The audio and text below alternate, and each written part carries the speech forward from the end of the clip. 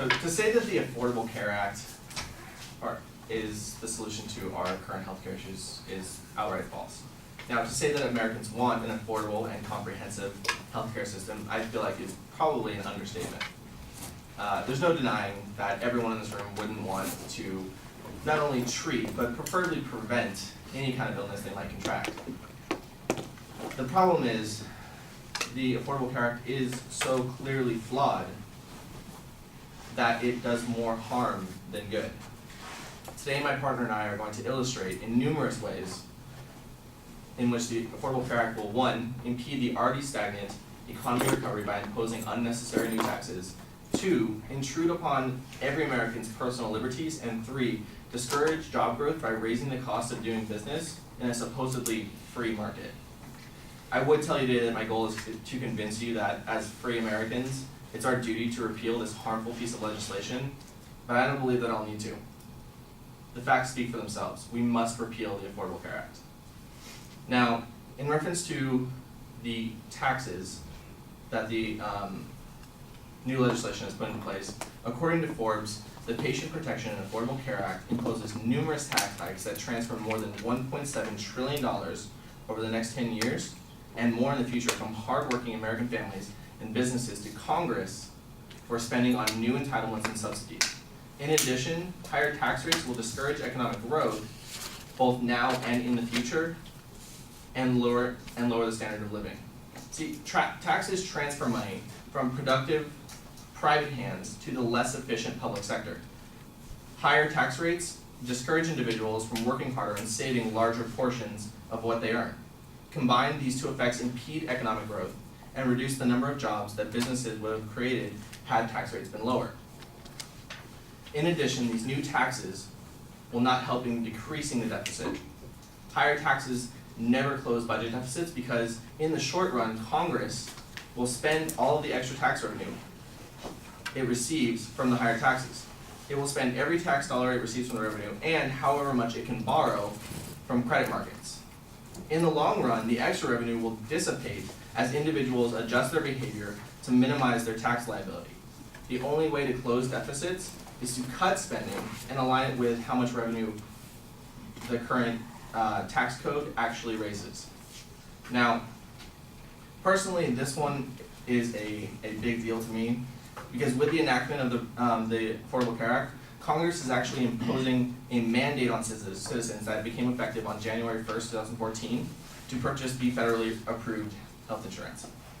Under Section 1501 in the Affordable Care Act, individuals will be assessed a monetary penalty if they do not purchase health insurance plans that meet the federal definition of minimum essential benefits.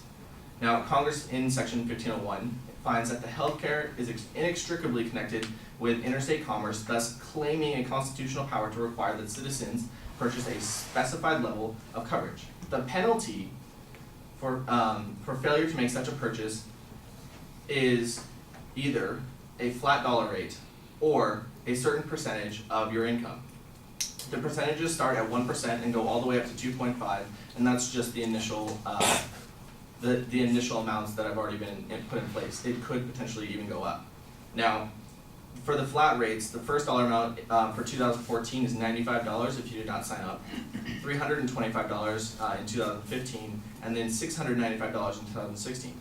Now, if you're making roughly $20,000 a year, $95 in the first year doesn't seem like a lot, but that flat rate is actually only able to be paid if that $95 is less than the 1% of your total income over the course of the year.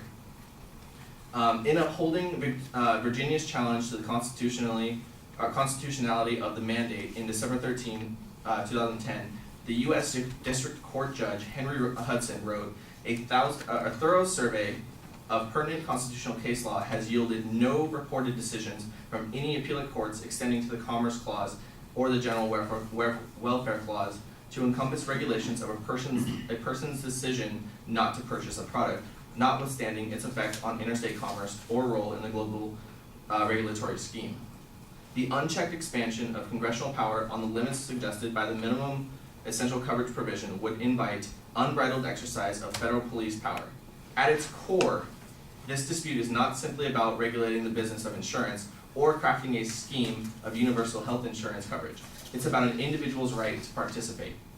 And I know that one of the biggest or most powerful things that we Americans believe in is our rights as free citizens. Now, in reference to the employer, or in reference to an employer under this new Affordable Care Act, one of the general goals was said to be the increasing of number of individuals with health insurance coverage. To encourage employers to offer coverage, the new law assesses a penalty on the firms with more than 50 workers who fail to provide adequate coverage for their employees. This is essentially government intrusion into voluntary arrangements made between an employer and an employee.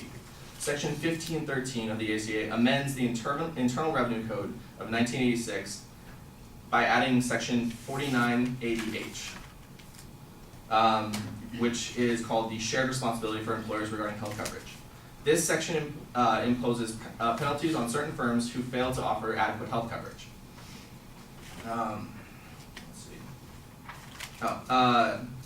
Originally beginning in 2014, but was pushed back to 2015, all companies with 50 or more full-time employees or that equivalent and do not offer qualified health insurance will pay at least 60% and will pay at least 60% of their premiums to their workers will face financial penalties of at least one, if at least one employee receives any type of subsidized coverage in an exchange. The annual tax penalty will be $2,000 or at least $2,000 for every full-time employee beyond the first 30 workers. Now, the government will enforce the employer mandate by requiring the businesses to submit additional information to the Internal Revenue Service, and when a business files taxes at the end of each year, it will be required to include the names of each full-time employee and all pertinent information in regards to the health insurance plans that are offered. The employer mandate will change the nature of the employer-employee relationship, as employers will want detailed household information.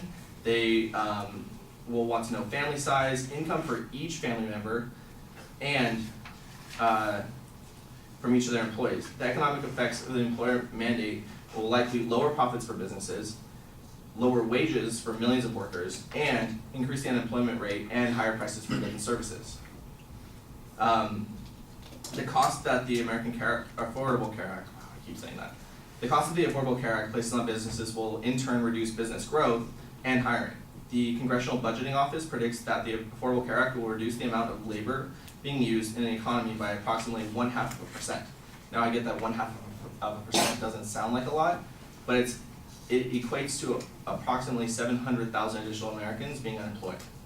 Many individuals earning close to the minimum wage will not be worth hiring if the employer is required to offer them health insurance coverage. Research by Catherine Baker and Helen Levy finds that a third of uninsured workers earn within $3 of the minimum wage and therefore have a higher risk of losing their jobs because of the employer mandate.